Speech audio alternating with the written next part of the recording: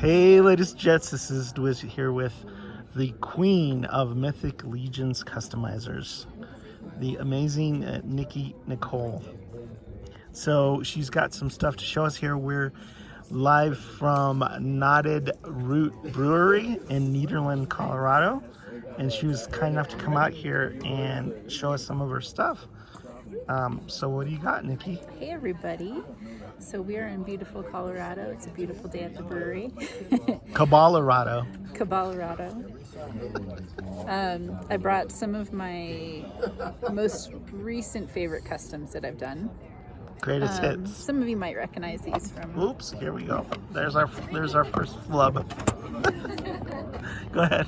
Some of these you might recognize that I did in the last year or so. So this guy is a Panamanian golden frog bullywug, inspired bullywug that I did using parts from my action figure customs and planetary dog toys. This guy hold them up closer to the camera so we can see all the details here. Wow. Okay. So this is a frog inspired paint scheme? Yep, this is an endangered species of frog that I painted the design onto this figure. What's it called again? Panamanian golden frog. They're actually extinct in the wild. And part of my work when I'm not customizing is working to help save this species. Now, how did you get that effect on the eyes? Because it looks like, is that like a metallic sheen or something? Yeah, actually, if you look at toad eyes, they actually have a metallic component to them, and so I wanted to duplicate that. And so I actually used some gold and silver paint. That looks awesome. Effect. I mean, it really makes it look alive. Kind of that shine and that sheen on there. Yeah. So that's, you'll see more of these if you come to LegionsCon this year in November. All right. Different and ones. You're covering up the glorious belly button. Oh yes. So let us gaze upon that navel.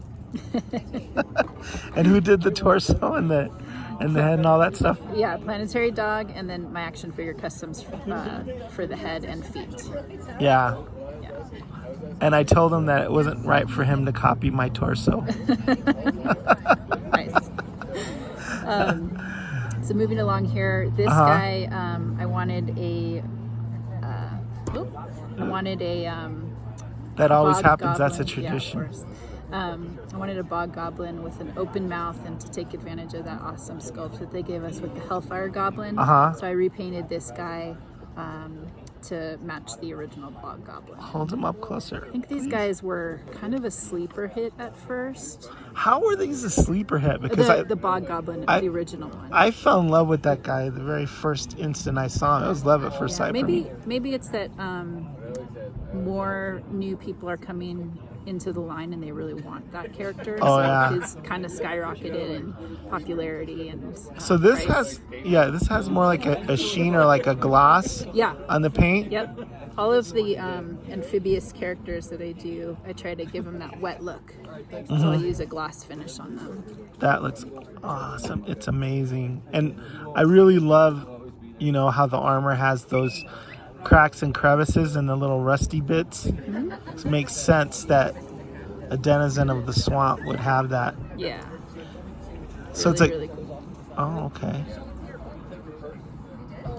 So you're gonna have a lot of goodies available at LegionsCon for people to purchase and take a look at, right? I will. I'll have a lot of custom painted heads for sale from, I think I'm aiming for about 12 different artists, and then full custom figures for sale as well. My first LegionsCon, I brought stuff to show but didn't have anything for sale, and so this time there's going to be a lot for sale if people are interested in getting their hands on some of the stuff that I do. LegionsCon's going to be amazing. It'll be my first time going to that too. So. And then I started delving into some custom steeds.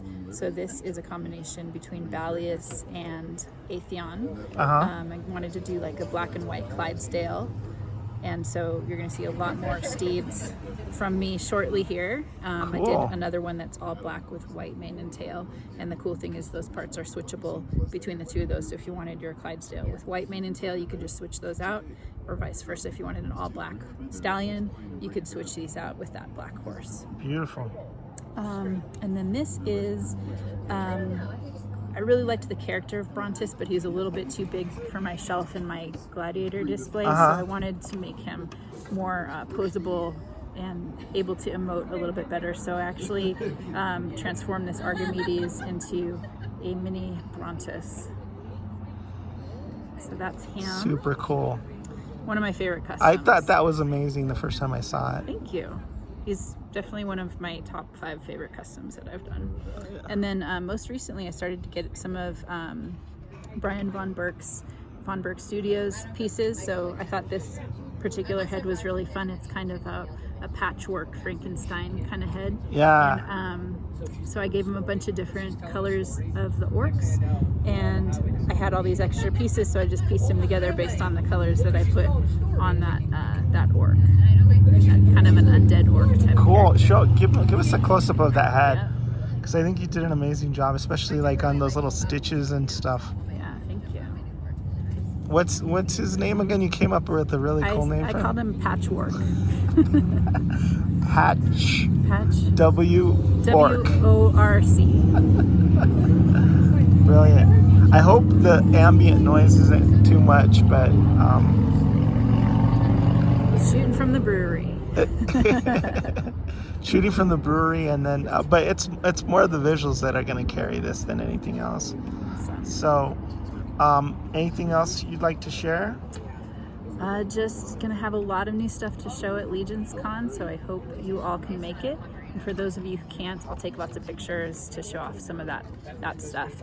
Later in the year, in 2022 in March, I'll also be at Toylanta, showing off some of my work as well. So definitely check those 2 conventions out if you can. Toylanta? Toylanta. Cool. And you know, this whole customizing and 3D printing and all that scene is just exploded. Yeah, so, there's a lot more printers that have come on the scene, a lot more 3D artists. Which really is amazing really cool. people from all around the world are doing this kind of stuff now. So yeah, I can't wait to see what else they come up with, and I always love to see your unique take and your amazing painting skills utilized on a lot of these new pieces. So thanks so much. all right, well, I guess that's Isdua signing off, and Cabal above all, right? Exactly.